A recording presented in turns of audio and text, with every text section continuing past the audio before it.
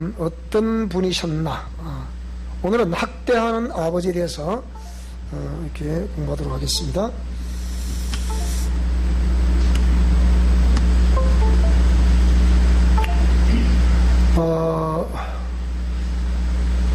우리가 우리의 최초의 권위자는 하나님께로도 위임을 받은 많은 권위자들이 있습니다.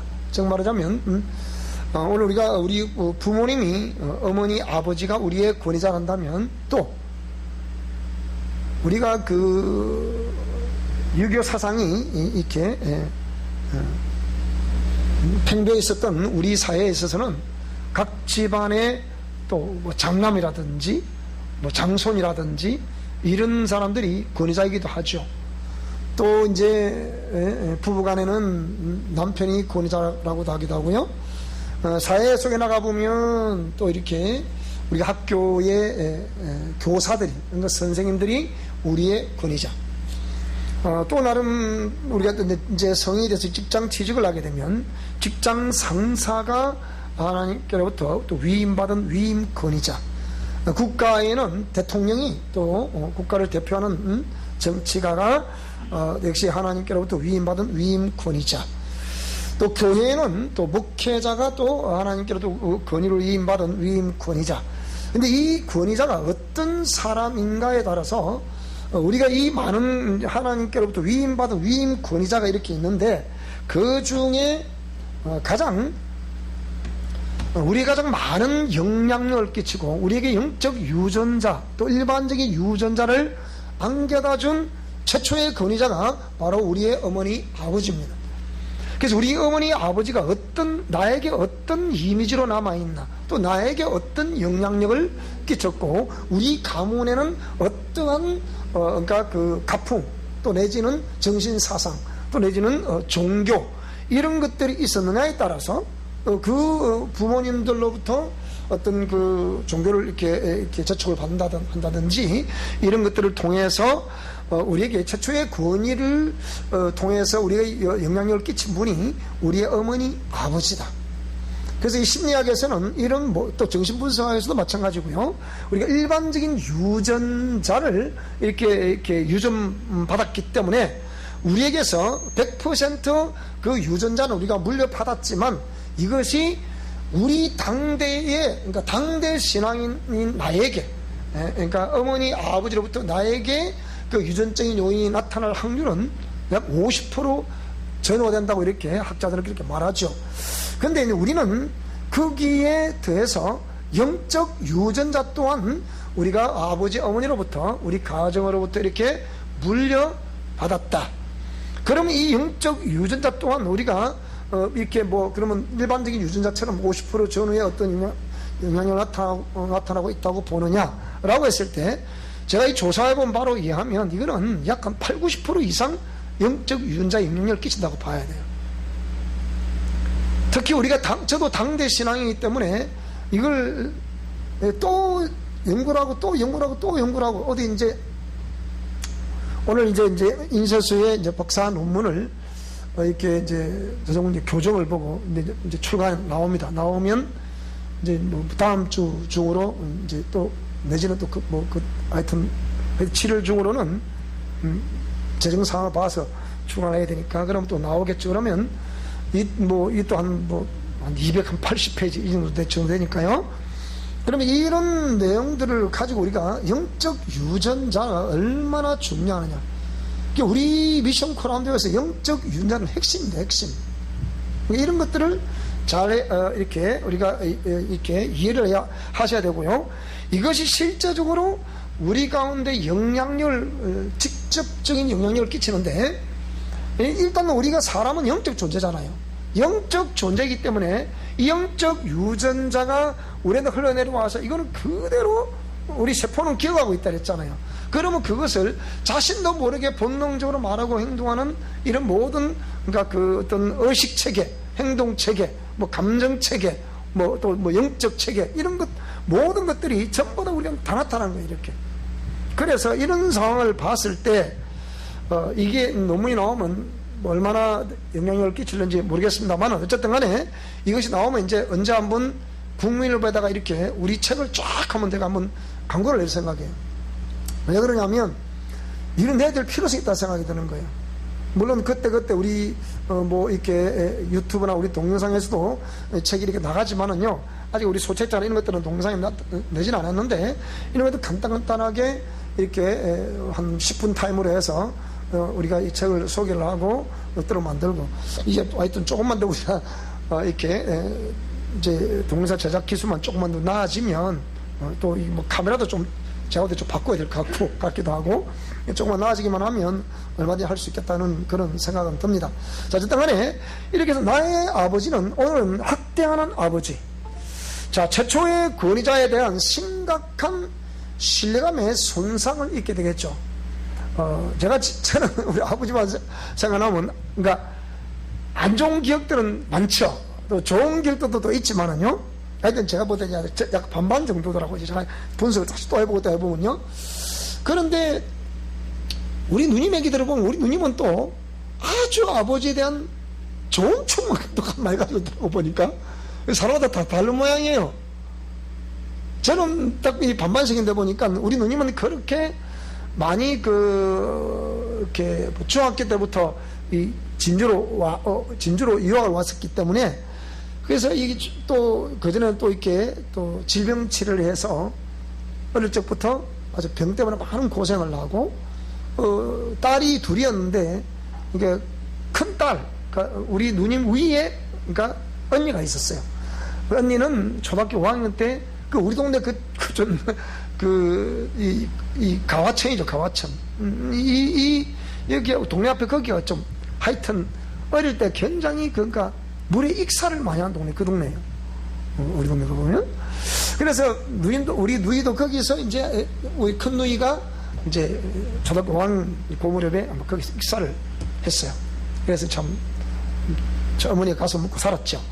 자, 그런 상황이기 때문에 이제 딸 하나 남았는데, 이 딸을 얼마나 아버지가 사랑하고 귀하겠는지, 어쨌든 간에, 이 누님을 이렇게 이제, 뭐 그 당시에 돈을 100만원을 들여서, 이 윤양병원에서 이게 그때는 마취도 안 되는 그런 시절 있잖아요. 그냥 바로 째감 수술하는 그런 시대였단 말이에요.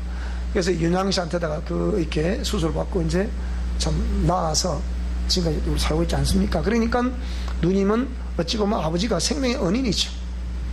제가 한 번씩 문제가 이렇게 얘기할 때마다 또 간증을 하지만, 서울의 남산 터널을 1호터널 지나갈 때마다 아버지가 여기서 돈을 벌어가지고 우리 누님을 고치셨다. 제가 그렇게 이제 우리 중요하고 얘기를 하고 그래요. 자, 그런데 이래서 이제 사람마다 같은 형제들이라도 아버지에 대한 어떤 그러니까 기억, 어머니에 대한 기억 다 같지는 않아요. 난 또 우리 어머니에 대한 기억은, 그러니까 버럭 화나는 거 외에는 우리 어머니는 다 좋아요. 그런 거 듣고. 그렇기 때문에 이런 걸 보면 각자 나름대로 형제들이 많은 집안이라서 이게 다 다른 것 같아요. 그래서 최초의 권위자에 대한 심각한 신뢰감, 학대하는 아버지였기 때문에, 학대는 뭡니까? 나는 저기 이제 우리 아버지 생각할 때마다 학대가 아니라, 그게 이제 좋게 생각해보면 그게 정신교육이고, 일하기 시켜도 먹지도 마라. 이거 아무것도 아닌 것 같지만, 어찌 보면 이제 아버지는 그런 걸 애들로 표현하신 것 같아요. 왜 그런가 하니? 제가 이런 얘기할 때마다 왜 우리 가족만 얘기를 하느냐면, 여러분들 가정은 제가 해보라 할 수 있습니다. 그러면 왜 우리 가문 갖고 그럽니까? 또 이러거든요. 실제 그렇게 해야 여러분 정상적으로 치유가 됩니다. 안 그러면 치유가 안 돼요, 사실은. 여러분이 스스로 이걸 알고 빨리빨리 고치지 않는 한은 치유가 안 됩니다. 그래서 제가 우리 가문을 자꾸 비유를 들어 얘기를 하는 거예요. 근데 우리 가문을 보면 아버지는 그랬어요. 애들로 표현했다는 게, 왜? 제가 이만할 때, 한 3살, 4살 때, 우리 집에 머슴이 넷이었다 그랬잖아요. 지금도 그 사진이, 어릴 때 사진이 있었는데, 그 중간에 사진이 없어져 버렸더라고요. 그래서 이제, 제 위에 형하고 또 그 위에 형하고, 셋이서 나란히 키가 요리, 그거 딱 맞더라고 보니까, 그래, 사진 찍은 것도 있고 그랬는데, 그 사진이 지금 잘 없더라고요, 보니까. 그런데, 그때 이제 일하는 사람 머슴이 넷이었단 말이에요.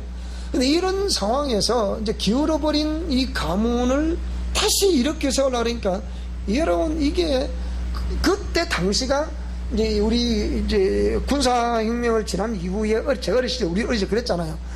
제1차 국가경제개발계획, 뭐 제2차 경제개발계획 이래가지고서 막 이제 막 경제개발을 해야 된다는 그런 상황이었기 때문에 그러니까 옛날에는 이렇게 물물 교환하던 시대였잖아요. 그때는 뭐 땅 부자가 뭐 부자라 한다지만 이게는 부자가 아니야. 그건 골병 부자지.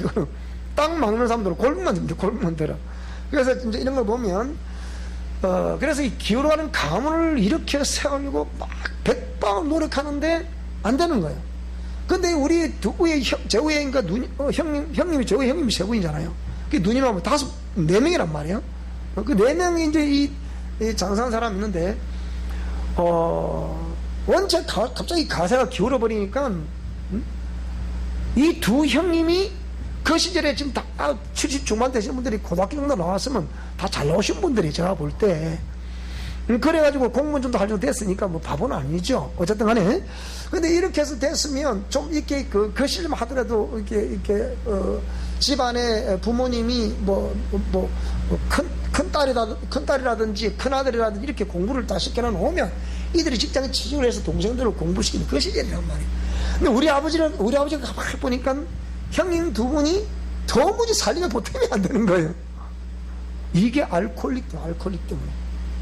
제가 술을 하면 그냥 치를 뜨는 이유가 거기 있는 거예요.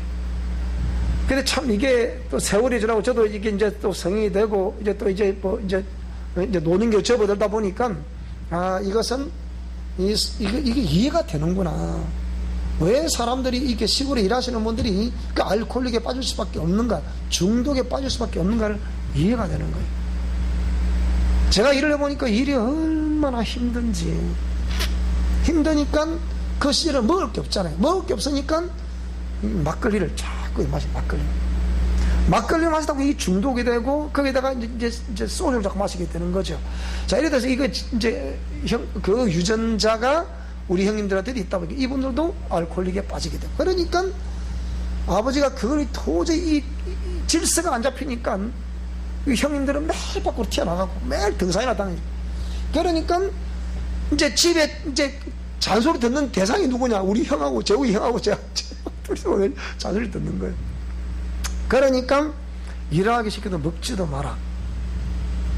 그것도 또 그래봐야 어린애들은 이제 뭐 초등학생들 뭘 알겠어요. 제가 어린 시절은 그래서 매일 그 학교 갔다 오면 뭐 풀 베는 거, 지금 것도 막 매일 그 학교 갔다 와가지고 소를 재산 1호잖아요. 집에 가면 그 소먹일 풀을 한 짐 배워가지고 소죽을 끓이는 것이 하루 일과예요. 겨울 되면 나무하는 게 하루 일과고, 우리는 다 그랬잖아요, 그럴 때.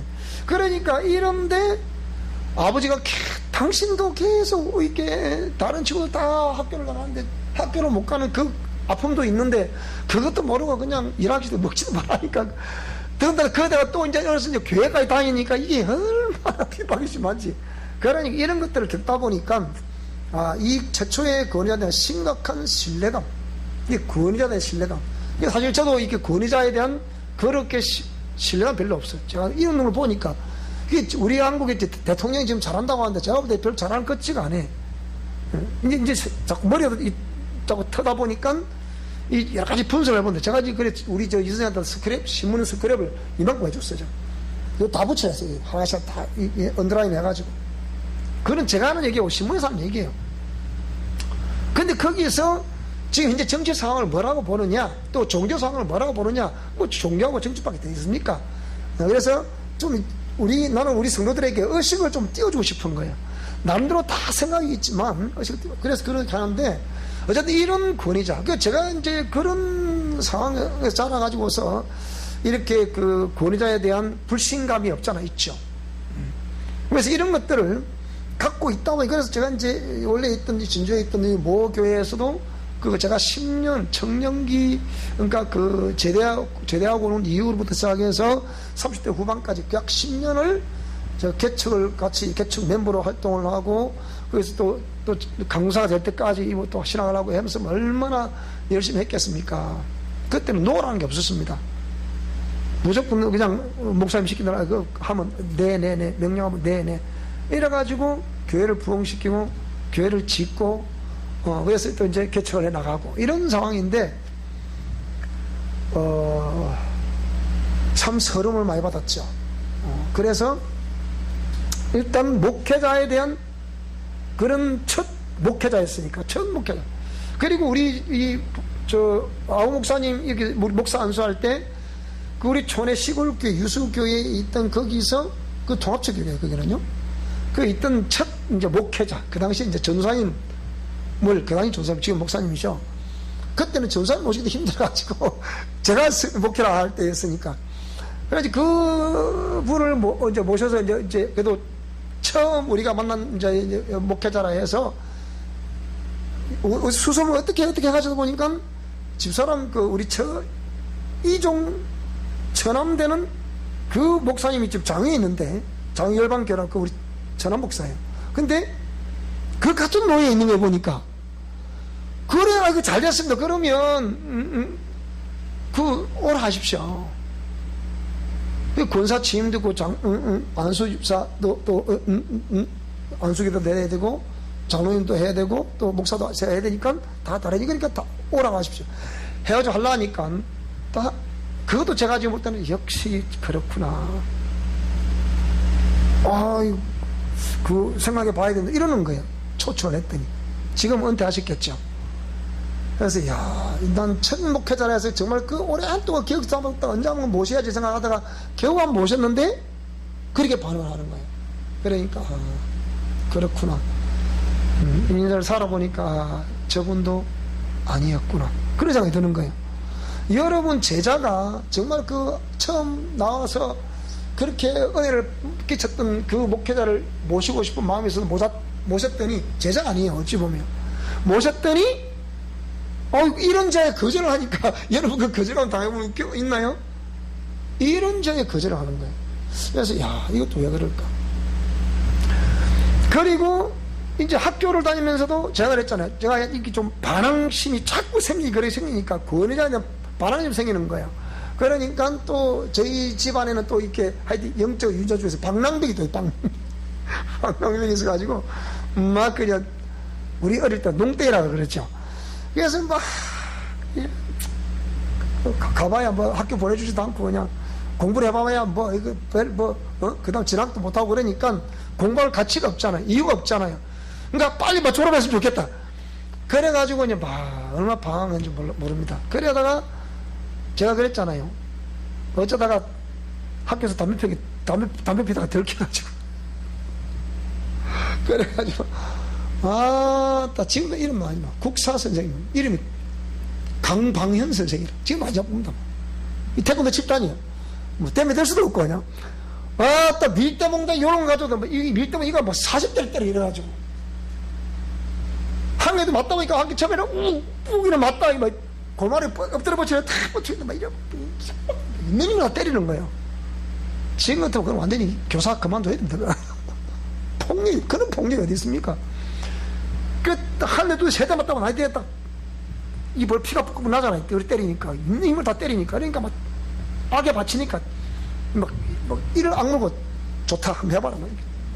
딱 버티니까 오히려 이복게 선생님 봐도 그렇잖아요. 이 새끼가 버티고 40대를 때린다 막 죽겠더라고 내가.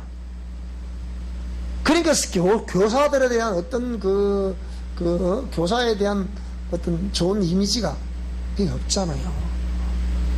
그래서 제가 이제 서울서 다시 내려와가지고 다시 병고등을 개척하면서 제가 우리 중학교 선생님을 제가 찾아뵙고 아직 살아 계시더라고. 어쩌다 은혜가 지금 병원에 이제 그때 우리 교도상을 나가지고 갔을 때인데 거기에 우리 체육선생님이 사모님 옆에도 있는 거니까 어디서 많이 본 것 같아 보니까 체육선생님이라 그래 인사를 드렸더니 아이고 제자가 인사하니까 또 선생님도 좋으셨더니 그러냐 그래 그래 목사라 그러니까 또 그렇게 또 대하죠. 그래서 우리 선생님이 손양숙 선생님이었는데 그 지금 살아계십니까? 살아계신다 그러는 거예요. 그 간호대학 옆에 가니까 살아계시더라고. 그래서 인사를 드리러 갔더니 보통 학교에서 좀 내 나라 공부도 잘하는 그런 학생들이 한다든지 그런 사람 찾아올 줄 알았는데 이거 완전히 농땡이로 상대로 찾아갔다. 그래가지고 인사를 드렸더니 선생님이 아마 네가 그때 급장을 했지 아마 이러는 거예요. 그래, 네 하려다가 내가 말았어요. 제가 그 사연을 얘기를 하다가 그 당시 이제 그래서 기억할 수 있을 거예요. 왜 그러냐면 김윤양 씨 아들이 우리 동기거든요. 그 지금 그런 판사예요. 그 친구는. 그래 저 춘천지법에 있다고 제가 들었는데 지금 어딘지 모르겠어요. 그리고 또 이제 우리 김경수라고 이 검찰 이 총장 아마 할 건가 생각했더니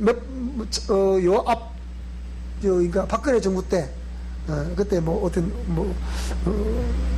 고금인가 거기에 아마 고금자로 있었던 것 같은데, 그래서 이게 아마 어떻게 검찰총장 할란가 생각했더니 하여튼 못하더라고요. 그래 지금 변호사 활동하는데 그런 지금 다 우리 동료들 나이 동갑들이고 또래들이 막 그렇잖아요. 이러니까 이 최초의 권위자가 어떠한 이미지를 나에게 심어주냐에 따라서 이것이 아무것도 아니지만 심리적으로는 거기에 대한 어떤 심리적 요인이 발생할 거 아니에요. 자라는 가운데 그런 심리적 요인이 바닥에 딱 베이스에 깔린단 말이에요. 여기에 깔리니까 그것이 나이가 들어도 그게 작용을 하는 거예요. 그래서 이런 말씀을 드리는 것은 여러분들도 그걸 잘 분석을 해보시고 또 분석을 해보셔야 돼요. 그래서 이거를 우리가 영적 유전자 회개 기도문이 있으니까 그걸 우리 교회 다 나눠드렸잖아요. 그래서 그걸 가지고 철저히 우리가 회개한 이유가 거기 있어요.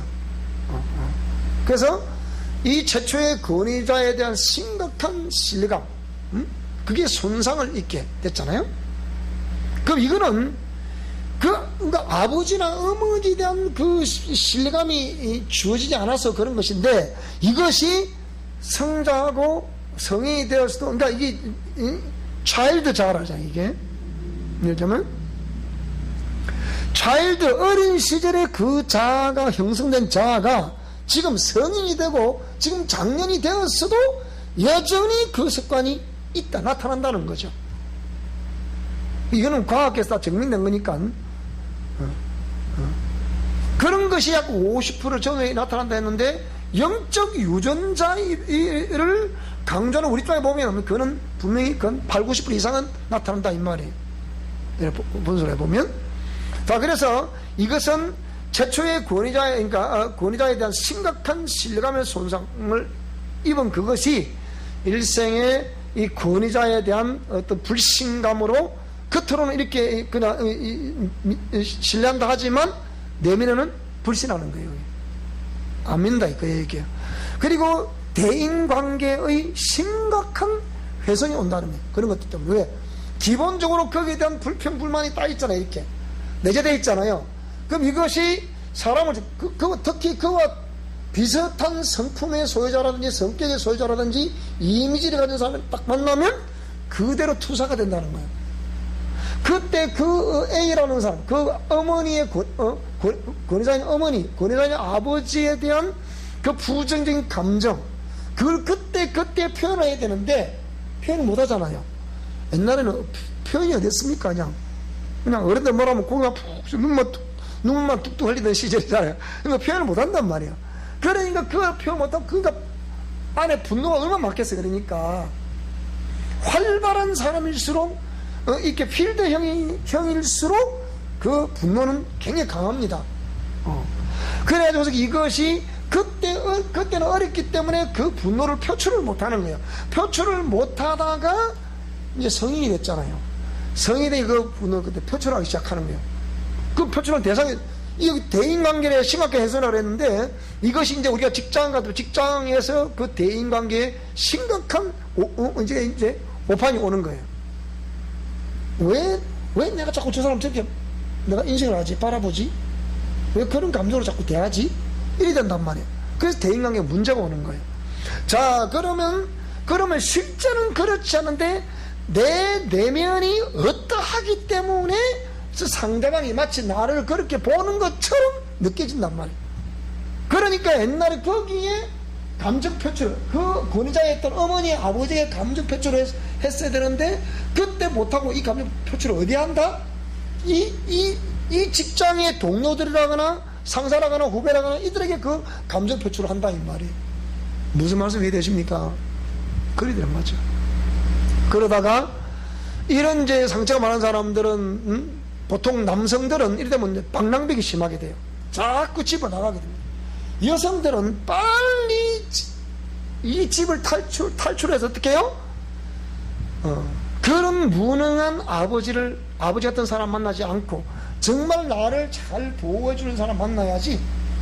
딱 가서 만나는데 희한하게 그 권위자가 거의 비슷한 사람을 또 만나게 돼요.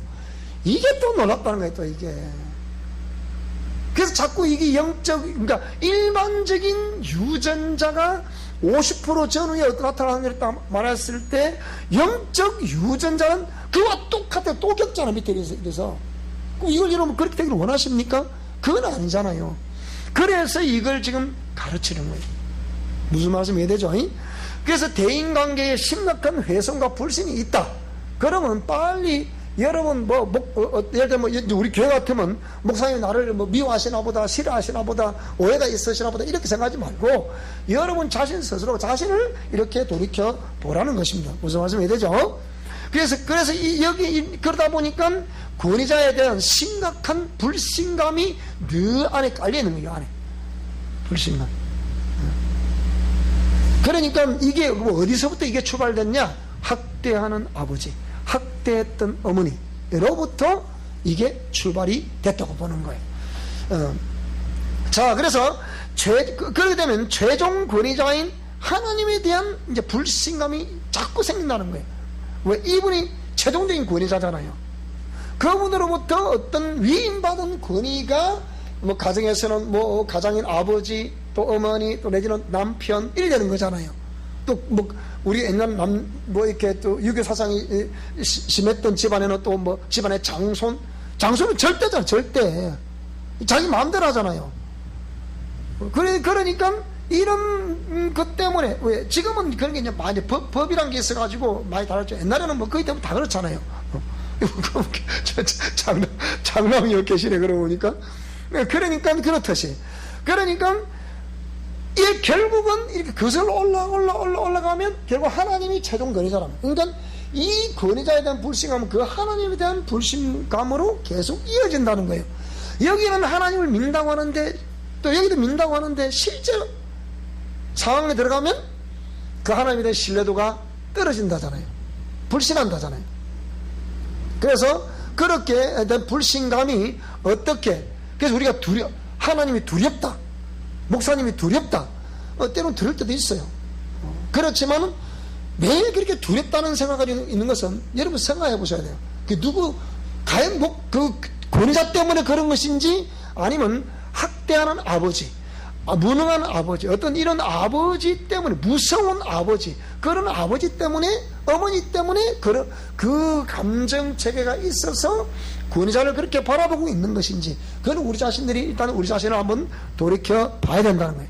그러니까 신앙생활 하더라도 두렵고 떨림으로 신앙생활 한다. 그래서 저는 그렇게 생각하죠. 이렇게 우리 하나님이 신의 언약을 우리에게 말씀하셨을 때 그 언약을 우리가 두렵고 떨림으로 이렇게 이제 하나님을 성이다 이렇게 표현을 하기도 하는데요. 그런데 실제적으로 하나님은 그러니까 하나님이 두렵고 떨린다는 그런 개념은 왜 그 당시에 죄를 가지고 심판하시는 하나님이셨기 때문에 그렇게 두렵고 떨리는 것이 어쩌면 정상이죠. 그런데 하나님이 그런 율법을, 그러니까 신해산 언약을 우리에게 말씀하셨을 때 실제로 두렵고 떨어라고 준 건 아니다 이 말이에요. 무슨 말씀이 되십니까? 애시당초부터 하나님 말씀을 따라 순종하는 그런 삶을 살아서 우리가 행복하기를 원하고 기쁘고 즐거워하며 감사하기를 원하고 찬양하기를 원했던 것이 하나님 원뜻이란 말이에요. 원뜻인데, 그러면 이 신해산 언약은 하나님을 기쁘시게 하고 즐겁게 하며 또 우리도 기뻐하고 즐거워하면서 하나님을 찬양하고 또 이렇게 항상 그 은혜를 누리는 그런 삶을 살아라고 원래 그 말씀을 주신 거란 말이에요. 그런데 문제는 뭐가 문제입니까? 문제는 이미 인류의 조상 때부터 하나님의 그 말씀대로 순종한 것이 아니고 그 말씀대로 처음부터 끝까지 불순종을 한단 말이에요. 그러니까 결국은 하나님 말씀에 불순종한 결과가 뭐냐? 그러니까 합법적으로 죄를 범하는 자는 마귀가 속한다 그랬잖아요. 그러니까 마귀가 합법적으로 우리를 딱 사로잡는 거예요. 무슨 말씀이 되신가요 지금? 자, 사로잡으니까 내가 원하는 바 선은 행치 아니고 원치 않는 바 악은 행한다 했던 바울 사도의 고백처럼 자꾸 우리가 하나님 말씀을 거부하고 하나님 말씀을 역행하는 삶을 산다 이 말입니다. 그러니까 마귀가 틀어지고 있으니까 하나님은 거기서 뺏어와야 되잖아요. 그 영혼을 놔두는 그것이 저주죠 오히려. 그러니까 그러면 돌아오라 라고 외치는 사람들은 선지자라고 그랬잖아요. 그러면 선지자가 돌아오라고 외치는데 그걸 들었던 수많은 하나님 말씀을 떠나고 역행하고 있는 그 백성들이 말씀을 들었을 때 잘 보세요. 하나님이 일단은 그 사람이 하나님께 돌아오려고 하면 반드시 하나님 그 사람 중심을 모시고 그 사람의 강력한 표적을 보여주십니다. 그 틀림없어요. 그래서 예수님을 처음 믿을 때 강력한 표적과 믿음이 확 들어오는 이유가 그래서 들어오는 거예요. 그렇게 하다 보면 하나님 믿기가 힘들어요 실제적으로. 그러니까 그렇게 하다가 잘 보세요. 자, 그러니까 결국 하나님이 우리가 역사는 강력한 역사를 바라보면서 한쪽으로는 기쁘고 즐겁고 감사함도 있지만 한쪽으로 뭡니까? 하나님이 이제 무서운 거예요. 아씨, 하나님 너무 무섭다 이리 되는 거란 말이에요. 하나님이 무섭다는 얘기는 아직까지 그 속에 뭐가 있다는 거예요? 죄성이 있다는 거예요. 무슨 말씀이 되십니까? 두려움이 사라지시기 바랍니다. 다 사라지셔야 돼요. 그러니까 두려움이 사라지면서 뭡니까? 내 속에 이미지를 그리세요. 좋으신 하나님의 이미지를 그리세요. 우리 아버지는 무서운 아버지, 우리 아버지는 또 무너는 아버지, 우리 아버지는 나에게 학대하는 아버지, 그런 아버지였다. 그거 기억하지 말고 이제는 그게 옛사람이라고 했잖아요. 그걸 다 내려놔. 다 내려놓고 뭡니까? 좋으신 하나님을 자꾸 그리세요. 그래서 우리 조영기 목사님이 한동안에는 참 삼박자 축복이라는 걸 막 전할 때 뭐라 그랬습니까? 이 적극적인 사고를 말하면서 좋은 이미지를 자꾸 그리라는 거예요. 그래서 이 작가 이지성 씨가 지은 종이 위에 쓰는 기적이라는 책이 있잖아요. 그래서 꿈꾸는 다락방이라는 책이 있잖아요. 그래서 자꾸 좋은 이미지를 쫙 그리라는 거예요. 종이에 쓰라는 거예요. 종이에 쓰는 기적, 종이에 자꾸 쓰라는 거예요. 내 소원을 쓰면 이 뇌는 바보 산자 같아서 그걸 자꾸 쓰면 그걸 입력했다가 그쪽을 자꾸 우리를 끌고 간다잖아요. 이렇게 그래만이 영적 유전자가 바뀌는 거예요. 무슨 말이 되죠? 자, 그래서 이런 최초의 권위자인 어머니 아버지로부터 신뢰감에 대한 손상 입은 그것이 대인관계에 심각한 문제가 발생이 되고 또 사회에서도 어디 단체에서도 어디 권위자에 대한 불신감이 있고, 그러면 최종적으로는 하나님에 대한 불신감까지 이어진다. 신앙생활도 두렵고 떨림으로 신앙생활을 한다. 자, 그래서 하나님은 우리에게 자유의지를 주셨다는 것은 공의의 말씀, 제가 늘 그러죠. 하나님은 인격의 신이다. 인격의 신은 인격자들에게 인격적인 말씀을 하시고 인격자들이 인격적으로 반응을 하고 인격적으로 하나님 말씀을 따르기를 원하시는 것이 인격의 신이신 하나님의 뜻이다. 이해가 되시죠? 무슨 말인지. 아무리 하나님이 이게 인격적으로 말씀하셨어도 인격자인 저와 여러분들이 그 인격의 신의 인격적인 말씀을 거부를 하고 그게 불순종해버리면 그것으로 이미 심판을 받는 거 아닙니까? 그렇잖아요, 그죠? 그러니까 인격의 신은 절대로 모든 권을 우리에게 넘겨주셨지. 아들을 희생시키시면서까지 우리를 사랑하셨다 그랬잖아요. 다 우리 권을 넘겨준 거라. 그럼 우리가 이제 어떻게 반응하기를 지금 기다리고 계시는 거예요. 무슨 말씀이 되죠? 그래서 보혈 사역이라 한다든지 회개 기도라 한다든지 또 이렇게 영적 전투 원리라 한다든지 이런 걸 자꾸 가르쳐서 시행해보세요 하는 이유가 뭐냐? 그렇게 함으로 해서 심령 성질이 깨끗해지게 되고, 깨끗해지면 주의 영이 강력히 임하시게 되고, 임하셔야만이 회복이 되는 역사가 있다. 이렇게 말씀드리잖아요. 자, 그래서 죄책감, 뿌리 깊은 수치심, 무가치, 나는 가치 없는 존재야, 뭐 이런 거 무가치. 이게 자꾸 학대를 하니까 뭡니까? 나는 가치 없는 존재구나. 근데 중간에 이렇게 또 삶을 마감하는 사람도 있고, 우리가 살고 있는 그 지금 이제 북촌에 아동북촌에 거기에 있는 그 집에 그 옆에 살았던 그 분이 그런 분이 있어요. 뭐냐? 많은 형제 가운데 한 딸을 어릴 때부터 그 성이 될 때까지 학대를 하는 거예요. 이 딸은 바보야. 그러니까 엄마 아버지가 학대를 하니까 모든 동생들도 학대를 하고 위에 언니 오빠들도 학대를 하는 거예요. 이 한 사람이 계속 학대를 하는 거예요. 완전히 얘는 거지같처럼 그렇게 삶을 사는 거예요. 결국 그렇게 살다가 지금 어쩌는지 모르겠어요. 주 사람도 잘 알지. 되게 희한하죠. 그런 거 보면. 그죠? 엄마 아빠가 학대를 하니까 동생도 학대를 하고 자기 누나 언니잖아요. 근데 학대를 하는 거예요. 그러니까 위에서 또 밑에 또 학대를 하고, 그러니까 자기는 뭡니까? 바로 나는 가치없는 존재. 그러다가 성격이 좀 그런 사람들은 또 이 죽음의 영이 임하게 되면 자살하게 되는 그런 일이 발생이 되고 그렇죠. 그래서 왜? 가치가 없다고 여기지니까. 그래서 내면 깊은 곳에 심한 분노감과 원망감을 가지고 평생 가지고 있죠. 이렇게. 자, 특히나 성적 학대를 또 받은 그거는 우리 교우 지혈하다 뭐 그런 경우 많습니다. 이런 경우. 제가 지금 30년 전에 여기 진주에 있을 때, 최초의 체험 여기 있을 때, 그래 한 사람을 지혈하는데 청년이었어요. 그런데 자꾸 그런 이슈가 발생이 되고 나니까 이래 해보니까 아버지가 주백이 너무 심해가지고 알코올릭이 있어 너무 심해가지고 중독자인데, 이 아버지가 술만 드시면 사람이 돌변을 하는 거예요.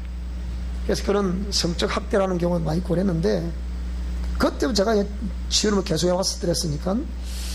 그래서 아이는 중요한 존재가 되기 위해 유일한 방법으로 성인과의 성적 관계를 당연시 여긴다.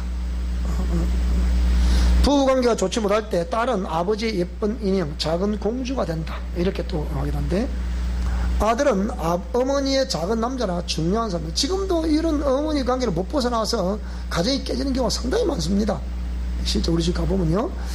자, 신체적 학대는 훈육의 목적 없이 화가 나서 때리는. 그러니까 훈육의 목적이 아니고 화가 나니까 저 때린다. 그 폭력이 폭력. 지금은 법이 원체 또 인권 중심으로 제정되어 있기 때문에 이런 건 많이 이제 사라집니다. 그래도 지금 텔레비에 계속 나오잖아. 보세요. 결혼해가지고 이혼해가지고 어분 어머니 밑에 자라다 보니까 학대를 당하고, 쇼핑백 같은 데 어디서 막 때리 눌렀다 이렇게 질식에 가버리죠. 운명수심의 그 삶을 살고 있죠. 그래서 두려움 때문에 자신도 폭력을 행사하는 자들. 그러니까 우리 주위에 이 거의 대부분 이 주먹잡이들이 거의 대부분 누구냐면 거의 대부분 그 중에 기독교 출신들이 굉장히 많습니다. 이런 거. 이 중에서. 왜 그러냐? 그 분노를 표출을 해요. 그래서 저거 나가도 그쪽 속에 빠지다 보면 그 영이 탁 덮어버리면 그쪽 빠지게 되는 거거든요. 그런 거. 자, 유기적 신체 학대도 일어날 수가 있다. 우리가 거처를, 희한한 거처에 이제, 거처라고 있다든지, 또 음식, 의복, 치료 등등, 이 학대, 이런 학대. 니는 저기가 잘한다든지, 음식을 또 밥을 먹지 말라 한다든지, 이런 거 있잖아요? 의복을 옷도 안 사준다든지, 이런 거. 아픈데도 치료를 안 시켜준다든지, 이 학대잖아요, 이거. 자, 그리고 정서적 학대, 고함 또는 비난을 듣는 경우, 그 권위자로부터 고함 또는 비난을 듣는 경우, 너는 어때, 이 소리 있죠, 그죠? 우리 때 부모님들 얼마나 말을 무섭게 하는지. 하긴 뭐 지금 제가 말을 해보려면 너무 무섭다. 참합니다. 자, 그래서 그런 언어를, 부정적 언어를 많이 듣다 보니까 그 존재감이, 우리 사모님 그랬다잖아요. 우리 사모님은 내가 막 죽어버려야지 그런 생각했다잖아요. 왜 귀한 딸을 그럴까? 그래서 얼핏 어머니 자꾸 때리려고 그러니까. 그래서 딸이 그랬다잖아요. 엄마, 그러다가 내가 머리가 바보 되면 어쩔래? 그러니까 아니? 다시 다시는 안 하더라 하잖아요. 자, 그래서 침범학대, 엄격함, 완벽주의, 본인이 완벽을 추구하다 보면 자식들에게도 그 완벽한 사람이라고 자꾸 그걸 다그치게 되잖아요. 완벽주의. 그러다 보면 자신도 모르게 그런 또 권위자를 또 닮아간단 말이에요. 닮아가면서 자신도 또 자식들에게 또 대한단 말이죠. 그 완벽주의. 그리고 통제. 자꾸 통제라는 이거. 통제 형태로 나타난다. 그래서 안 그러면 자기 말한 대로 안 따라오면 수치심을 그 아이에게 준다든지 자식에게 불구하고 말이에요. 그 다음에 정서적 유기는 방치. 유기하는 거죠. 유기니까 방치하는 거잖아요. 그리고 애들을 놔두고 떠나버린다. 지금처럼 이런 역기능이 많은 사회. 우리 한국도 지금 중국에 가보면, 중국, 러시아의 공산주의 국가 가보면요, 전 세계에서도 가장 실제적으로 음란의 영이 가장 많이 판을 치는 국가가 누구냐? 공산주의 국가들입니다. 가보면 다 그래요. 이쪽 동남아 벨트 가보면 다 그래요. 가보면. 그리고 중국, 러시아, 특히 러시아 우리 성녀를 가보니까 러시아 같은 데도 보통 결혼 2번, 3번은 해서한다. 왜 그러냐? 그 공산주의 사회, 레닌이 공산주의 인가 이념을 팍 심어줄 때 그랬다는 거예요. 너 기나긴 밤, 저 북방구는 밤이 길잖아요. 기나긴 날씨도 춥고 밤도 긴데 뭐 할 거냐? 그래서 날씨 추우니까 술을 마셔라. 좋아요, 안 좋아요? 날씨 추우니까 술 마시는 건 좋죠? 그래서 보드카도 저 위에 가면 60도 되는 술이 있대. 60도 되는 술이. 60도 되는 술은 그 술잔이 딱 요만하더라고요. 딱 부어가지고 어떻게? 해가지고 저 안쪽으로 확 털어 넣는 거예요. 술을. 여기 먹는 거 아니고 60도니까 불이 나는 거예요. 그러니까. 그래갖고 고기를 먹고 그러면서 뭐냐? 밤에 섹스를 하도록 국가에서 권장을 하는 거야. 그러다 보니까 막 물러나는 거예요. 한 집안에 서로 경계를 하도 만약 한 집 닭가리 밑에 대가구가 사는 거예요. 대가구가 사는 거예요. 그 서로 감시하게 만들어 그래가지고. 공산주의 이론은 그럴 것 같은데요. 그는 하나님 말씀 안에서 공산주의 이론이 통하는 거지, 하나님을 벗어나버리면 절대 통하지 않습니다. 권위자가 그걸 이용을 해먹는 거지. 그래서 그 러시아 가보니까 그래서 그렇게 술과 섹스로 온 국민을 폐허로 만들어 놓은 거예요. 그러면서 정말 두뇌 카드를 약 6천만 명을 없애버린 거예요. 그러니까 소비에트 연방이 주저앉는 이유가 그런 두뇌들을 숙취해버리니까 나라를 어떻게 할 사람은 전부 다 그런 두뇌 다 숙취해버려 놓으니까 그럼 절대자가 완전 막 칼을 휘두르는 거죠. 그러니까 그리 되는 거죠 지금. 자, 그런 상황. 그런데 이제 우리 한국도 제가 보니까 중국도 가보면 그렇거든. 중국도 이 이혼을 해산하기거든요. 중국도 가보면 우리 한국도 지금 이혼을 해산하기 의식이 됐어요 지금. 제가 그랬잖아요. 이게 지금 보통 생각한 문제 아닙니다. 국가적으로 보면 영적으로 말할 것도 없고요. 이게 잘 보세요. 또 다시 말씀드리겠습니다. A라는 사람과 B가 이혼을 했어요. 애가 둘이 있어요. 그러면 이혼을 하게 되면 엄마가 데리고 키우든지 아버지 키우든지 둘이 한 사람도 키울 거 아니에요. 그럼 또 저리 이혼해. 또 결혼해. 이리 또 결혼해. 자, 이러다 보면 지금 호적을 또 다 지워. 지금은 또. 그렇죠. 그죠? 다 지워줘. 그죠? 다 삭제 준다니까요? 그게 여성 인권이라. 그러면 이 사람이 또 저기가 또 애를 낳고 또 저기가 애를 낳다 보면 이게 일이 되겠어 안 되겠어 이게? 그렇게 된다니까 여러분. 그러니까 이런 세대가 지금 우리 눈앞에 좀 펼쳐지고 있잖아요 지금. 그래서 이런 정서적 유기, 그래서 이 갈망, 내가 무엇을 바라야 될 것인가, 희망이 없는 희망. 그러니까 그 다음에 만족을 항상 느끼지 못하는, 항상 부족하잖아요. 그러니까 이렇게 왜 그렇습니까? 학대를 당하기도 항상 그런 공급, 항상 공급만 해. 상대방이 자기에게 공급을 해주기를 원하지 자신도 그렇게 안 한단 말이에요. 그러면 안 되잖아, 그죠? 그러니까 우리가 사랑은 주는 거지 받는 것이 아니라 그래도 표현하자는 거죠.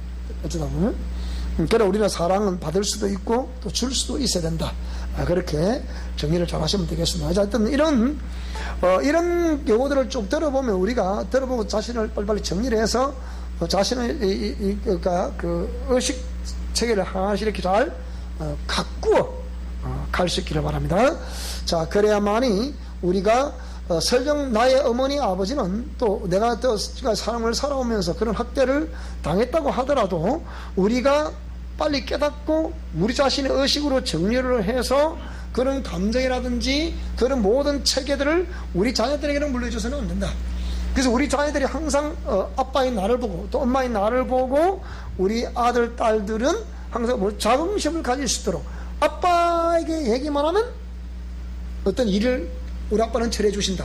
엄마에게 얘기하기만 하면 엄마는 우리에게 항상 따뜻하게 품어주신다. 라는 이런 것들이 항상 있어야 돼요. 그게 없으면 우리 아이들은 희망이 없잖아요. 이미지. 아들은 아버지를 보면서 가장이 아버지니까 아들은 아버지를 보면서 미래를 그립니다. 심리적으로는. 또 딸은 어머니를 보면서 미래를 그립니다. 그래서 우리가 그러지 않습니까?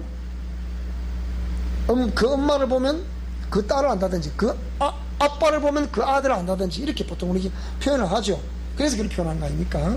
자, 어쨌든 간에 우리는 우리 당대에서 우리가 예수님 믿은 사람으로서 우리는 어떻게 됐다 하더라도 우리 자녀들에게만큼은 아름다움을 물려줄 수 있기 바랍니다.